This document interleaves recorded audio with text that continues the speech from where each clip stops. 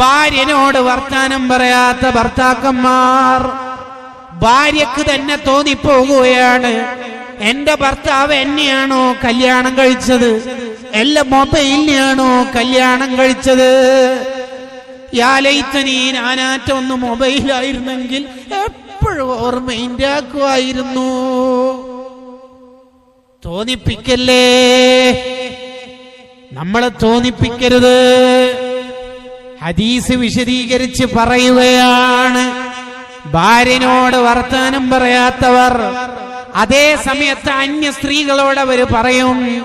Customer കെയറിലേക്ക് വിളിച്ചപ്പം പറയുന്ന പെണ്ണിന്റെ comment കുറെ നേരം കിന്നാരം പറയും.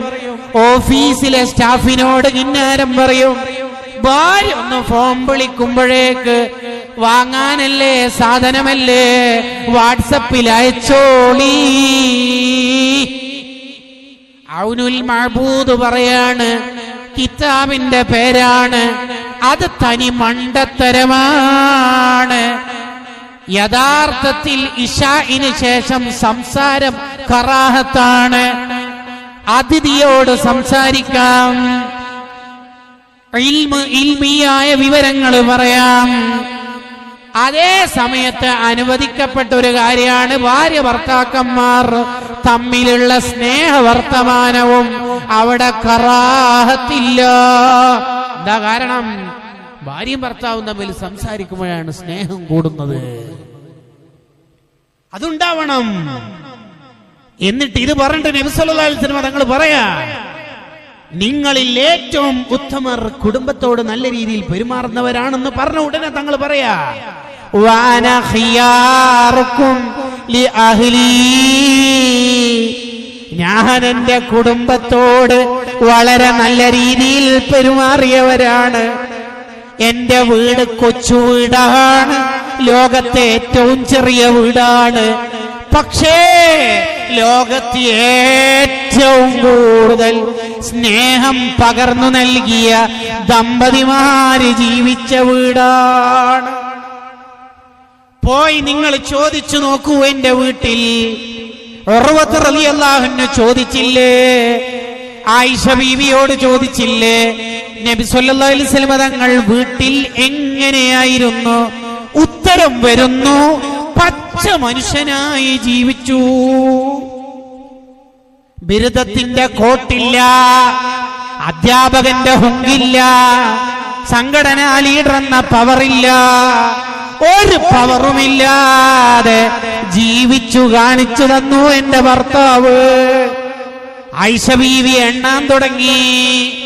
1, വീട്ടിൽ അടുക്കളപ്പണിയിൽ സഹായിക്കും, ചെരുപ്പ് തുന്നും, പാത്രം കഴുകും, ബക്കറ്റ് ശരിയാക്കും, അടിച്ചുവാരിത്തരും. പിന്നെ ബാങ്ക് കൊടുത്താൽ പിന്നെ ആളെ കാണൂല.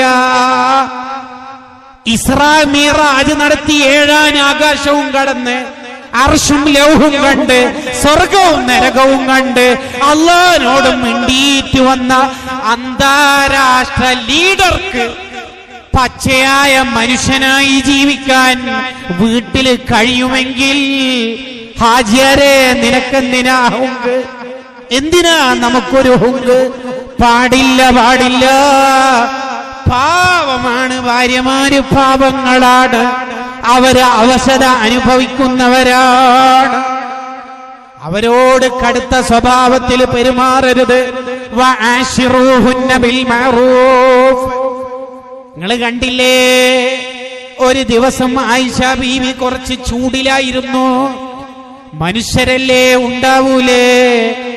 അവിടത്തേക്ക് ഒരു പാത്രത്തിൽ നല്ല പായസം പോലുള്ള ഭക്ഷണം കൊണ്ടുവന്നപ്പോ ആയിഷ ബീവി ഒരൊറ്റ തട്ടാണ്.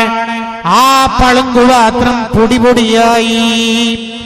എന്താ അന്താരാഷ്ട്ര നേതാവ് ചെയ്യുന്നത്? നിലത്തിരുന്നിട്ട് പാത്രം പൊറുക്കിയെടുക്കുകയാണ്. അടിമച്ചക്കനെ വിളിച്ചിട്ട്, മോനെ ഒന്നും വിചാരിക്കണ്ട, വാറത്ത് ഉമ്മക്കും ആയിഷ ഉമ്മ കുറച്ച് ചൂടിലാണ്. ഇതല്ലേ റസൂലുള്ളാഹിന്റെ ജീവിതം സല്ലല്ലാഹു അലൈഹി വസല്ലം. അവിടുന്ന് എങ്ങനെയാ ജീവിച്ചത്? പാവപ്പെട്ടവരുടെ അത്താണിയായി ജീവിച്ചു. കുടുംബത്തിന് ഏറ്റവും വലിയ പ്രാധാന്യം കൊടുത്തു. ഫാത്തിമ ബീവി നബി തങ്ങളുടെ വഫാത്തിന്റെ നേരത്ത് ചിരിച്ച ഒരു ഘട്ടമുണ്ടായില്ലേ?